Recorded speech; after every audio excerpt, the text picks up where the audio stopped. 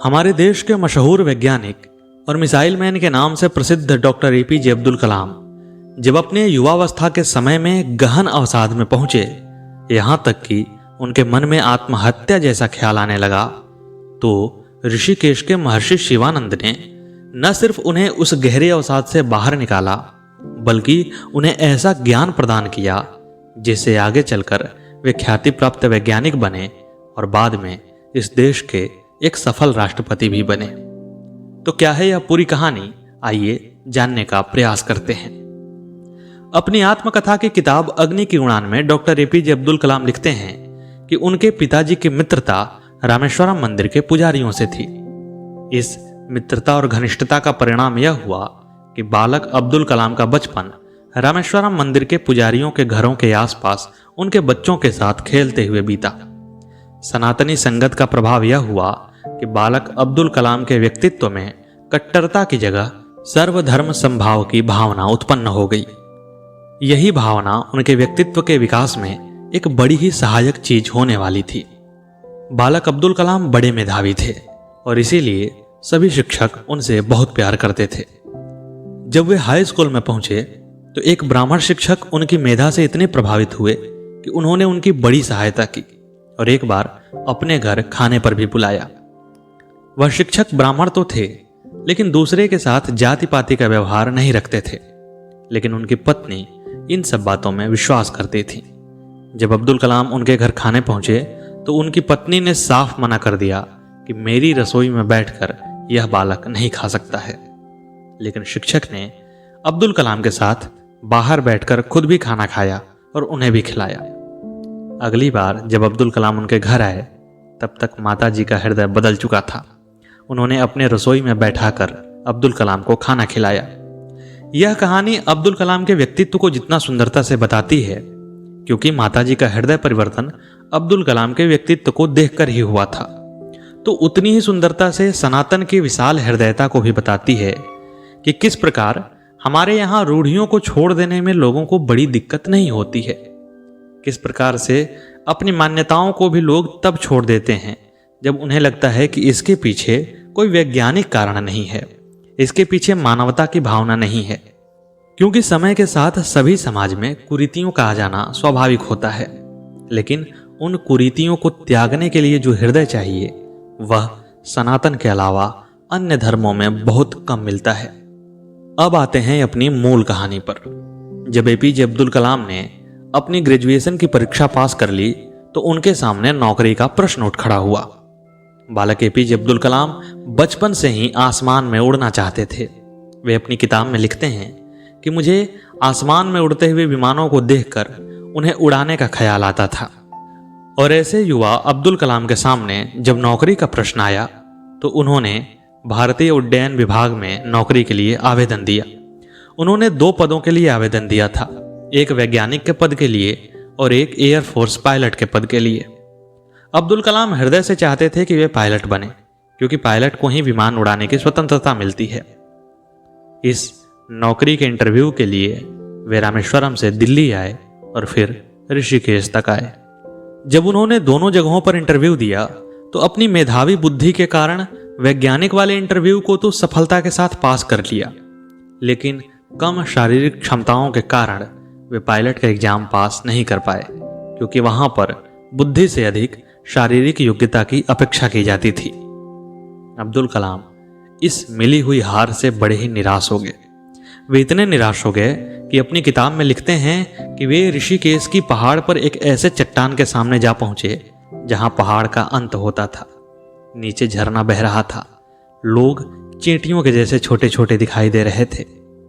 यहां पर अब्दुल कलाम यह तो नहीं लिखते हैं कि उनके मन में आत्महत्या का ख्याल था, लेकिन जिस प्रकार से वह वर्णन करते हैं ऐसा लगता है कि शायद उनके मन में गहरे कहीं आत्महत्या का भी ख्याल जरूर आया होगा, क्योंकि वे लिखते हैं कि मैं बहुत निराश था और मैं जानता था कि आगे मेरे लिए रास्ते बड़े कठिन होने वाले हैं। उनके पास तो घर लौटने के लिए सामग्री तक नहीं थी।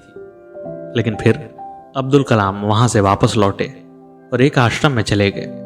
वे कहते हैं कि मुझे बचपन से ही यह बताया गया था कि साधुओं, योगियों और महर्षियों के पास हर तरह की समस्या का निदान होता है और उनके संगत में रहने से मिलने वाली एनर्जी हर प्रकार के निराशा को भगा देती है।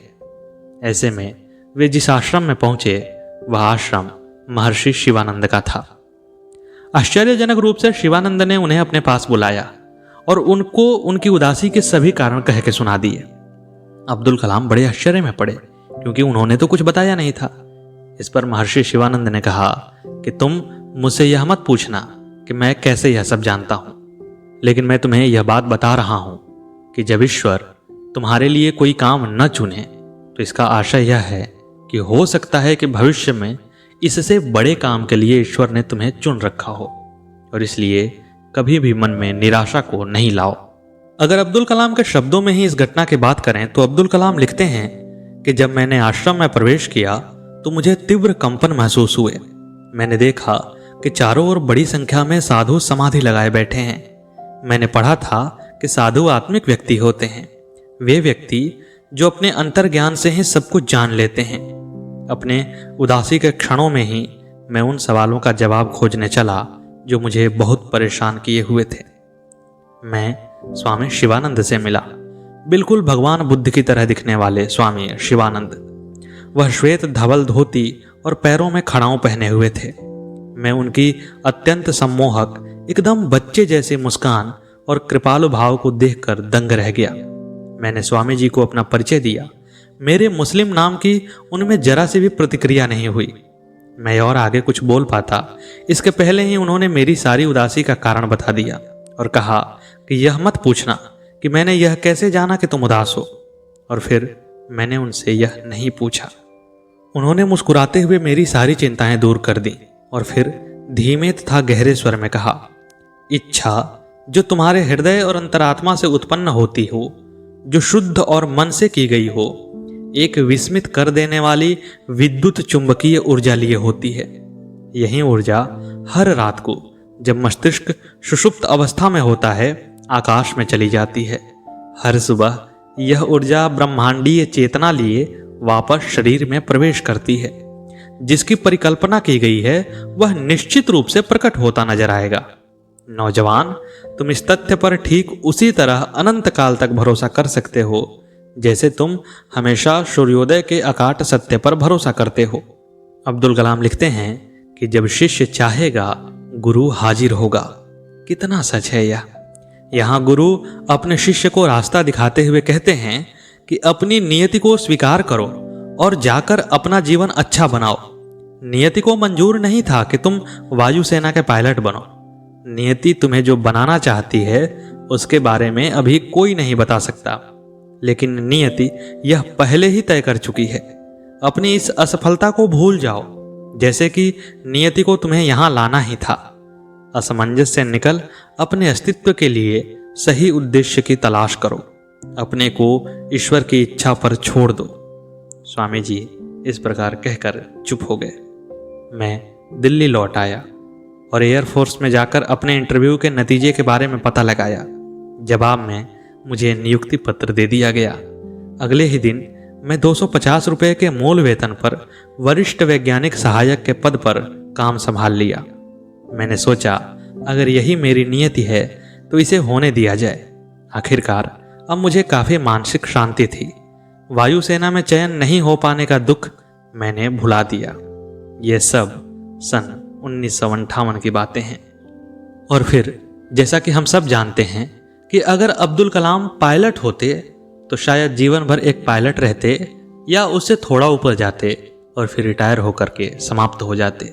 उनकी कथा, उनके बारे में हम सब में से कोई नहीं जानता, लेकिन जब वहां वे फेल होकर एक वैज्ञानिक के पद पर चयनित हुए, उसके बाद उन्होंने अपने जीवन में जो तरक्की की, उसके बाद जो ईश्वर ने उन्हें दिया वह हम सब जानते हैं। तो यह थी अब्दुल कलाम के जीवन में सनातन की महत्वता, और इसीलिए शायद अब्दुल कलाम जीवन भर अपने साथ भगवत गीता रखते थे और उनके जीवन जीने के तरीके में सनातन के तरीकों का ही प्रयोग होता था। तो यह थी अब्दुल कलाम के जीवन से संबंधित वह घटना जिससे कि न सिर्फ अब्दुल कलाम का जीवन प्रभावित हुआ, बल्कि यूं कहें कि अब्दुल कलाम को द एपीजे अब्दुल कलाम बनाने में इसी घटना का मूल हाथ है। महर्षि शिवानंद योगी अगर नहीं मिलते तो शायद अब्दुल कलाम इतने बड़े वैज्ञानिक नहीं होते। तो कैसी लगी आपको यह कहानी जरूर बताइएगा। मिलते हैं अगले वीडियो में अगली प्रस्तुति के साथ। तब तक के लिए नमस्कार।